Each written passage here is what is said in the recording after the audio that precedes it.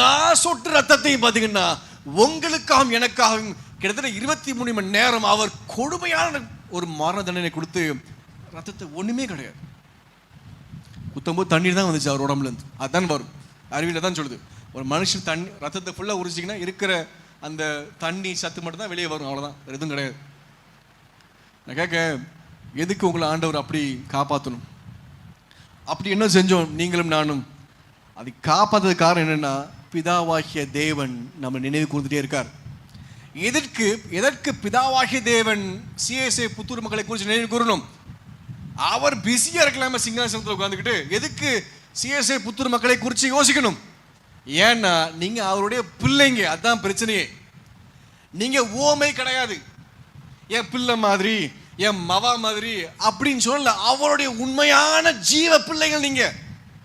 இந்த மண்ணை எடுத்து பிதுங்கி